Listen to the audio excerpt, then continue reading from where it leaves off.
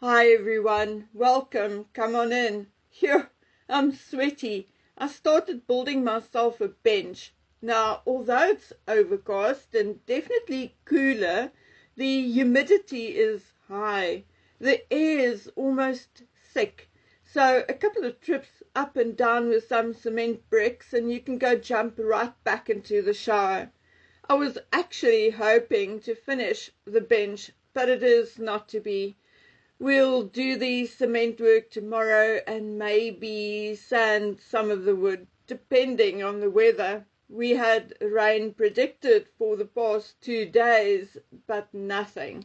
So hopefully it will be third time lucky and it will rain later today or tomorrow. I would like to start by wishing Vice Admiral Sir Tim Lawrence a happy 70th birthday.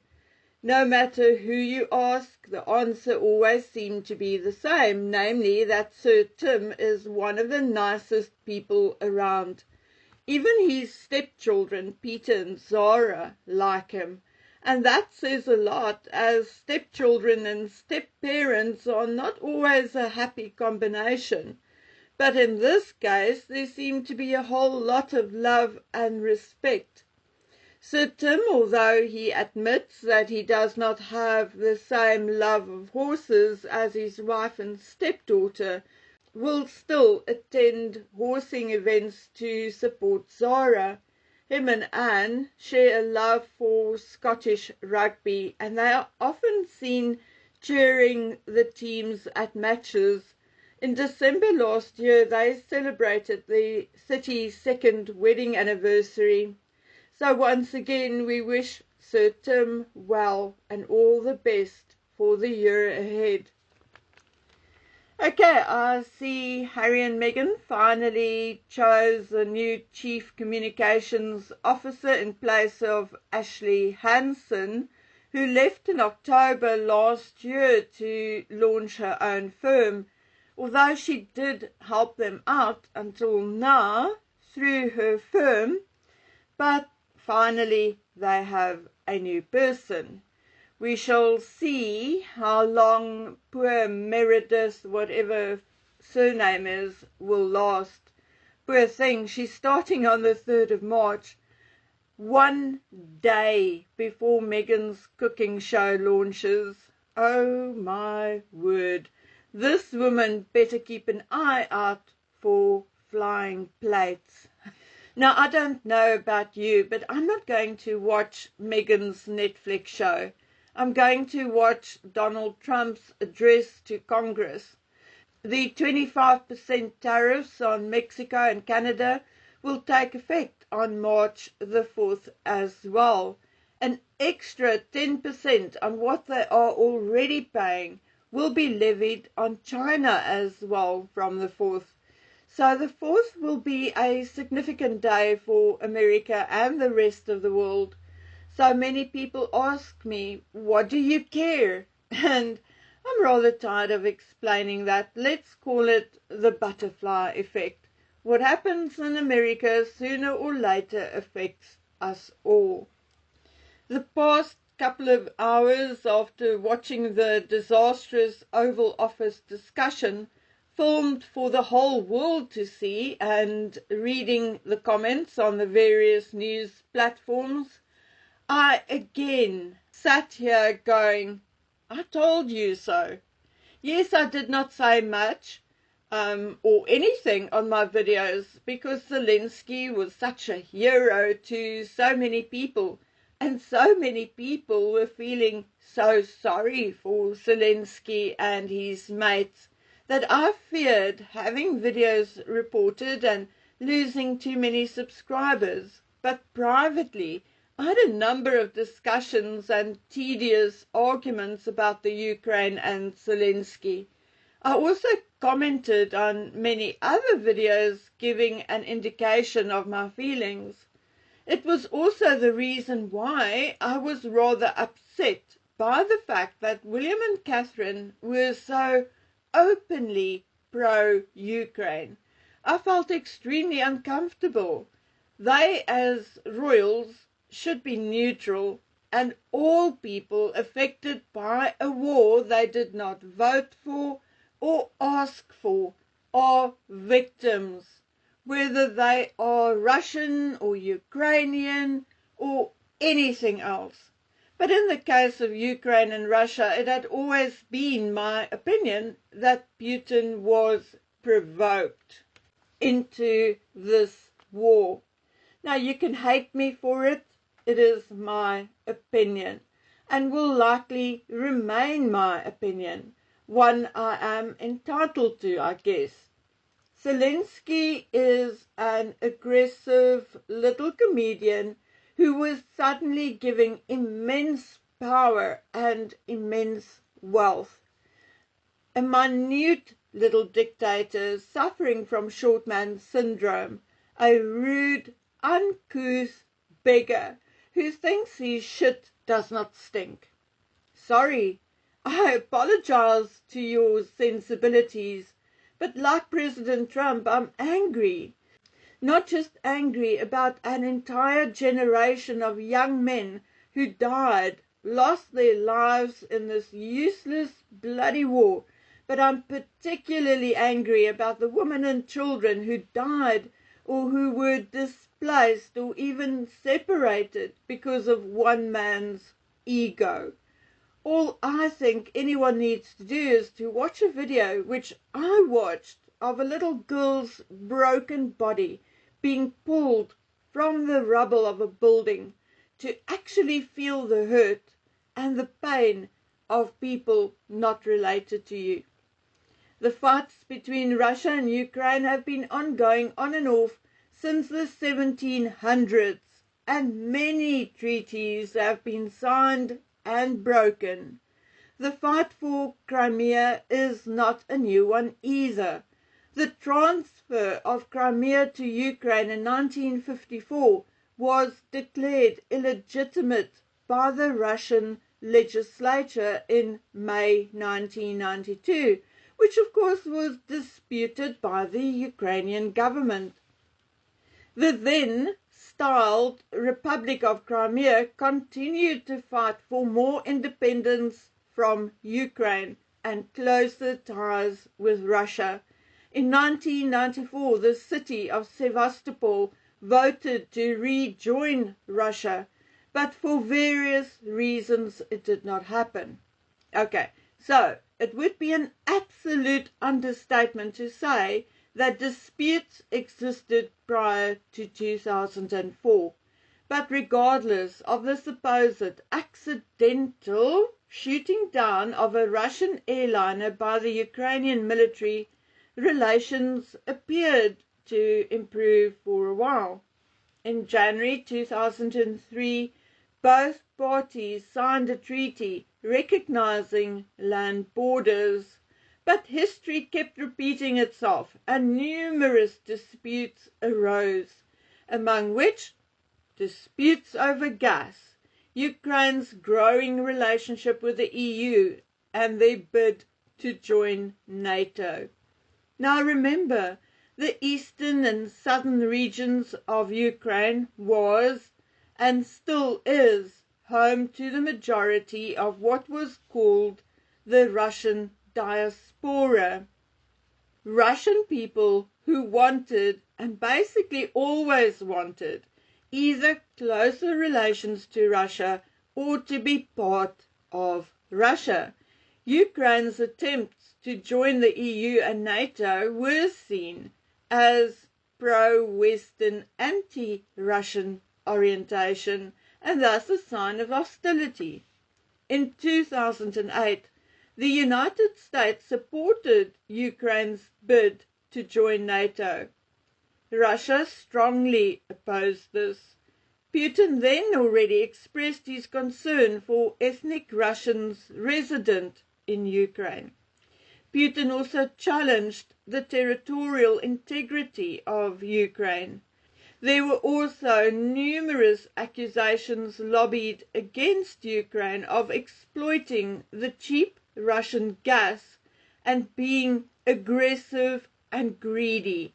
In 2009, a master plan to modernize the gas infrastructure in Ukraine was announced, a task which would be undertaken by Ukraine and the EU.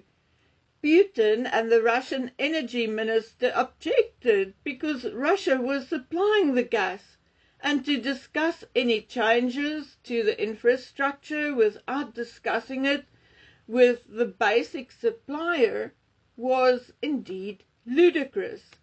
There is no time, and this is not a historical or political channel, so I'm going to skip many years of arguments and treaties and back and forth sanctions, etc., and we'll continue with the Zelenskyy era.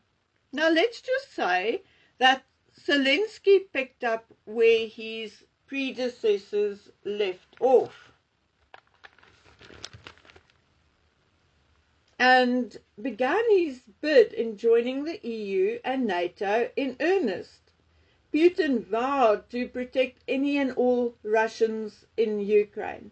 In December 2021, the Ukrainian command ship Donbas sailed from Mariupol towards the Kerch Strait and Russian territory and did not react to a request to change course.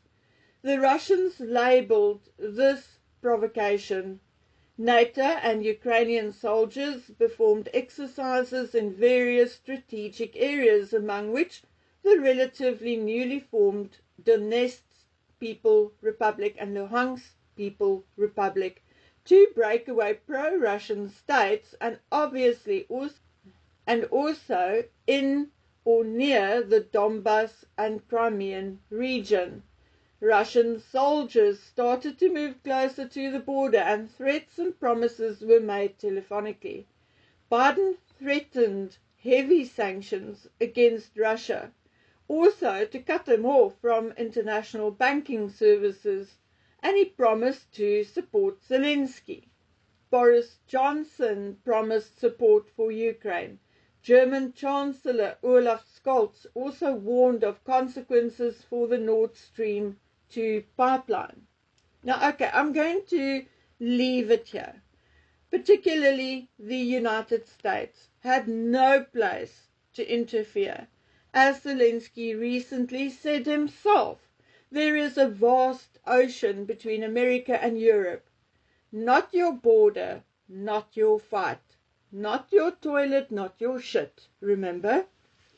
6 months into the war, Zelenskyy and his wife, Olena, had a photo shoot with Annie Leibovitz for Vogue. When that Vogue came out, it was exactly the moment, the day and date where I personally changed my mind and sympathies. Those images 100% detracted from the severity, the death and destruction of war. While Zelenskyy and his wife posed for Vogue, attended Bono concerts and taking selfies, people were dying in his country. In my humble, not so humble opinion, one which changed pretty rapidly from thinking Zelenskyy is a great hero to thinking he's a grifter and a scammer. I thought it was pretty ludicrous that a paid comedian who became the leader of a country as corrupt as Ukraine was at the time could manipulate and talk other world leaders into giving him millions and billions of dollars, get to rub shoulders with Hollywood stars, attend award shows, live a life of luxury, while his people in Ukraine were being bombed, killed, and starving. I call that narcissism, and today I'm embarrassed that it took me 6 months to actually see it. So many people have so much to say about what happened in the Oval Office, but I first watched clips and then I got curious and watched the whole thing. And again, if and when you are a leader of your country visiting a leader of another country, particularly one you got billions from, one who is actually trying to save you from yourself, then maybe it is not such a good idea to roll your eyes on camera, shrug your shoulders, be dismissive and talk over people who are trying to save you and your country and to give you a way out of a situation which you cannot beat, cannot win. I do not hero worship anyone. I do not bend the knee for anyone but God. But I say this purely because I agree. President Trump was right. Without American money and weapons, the war would have been over in weeks. And although there would have been heavy casualties, there would likely have been far, far less innocent lives lost. And you know what? After Starmer so childishly handed King Charles's invitation to Donald Trump on camera, Zelenskyy will indeed meet with King Charles and have Starmer kiss his jopa and promise him the world.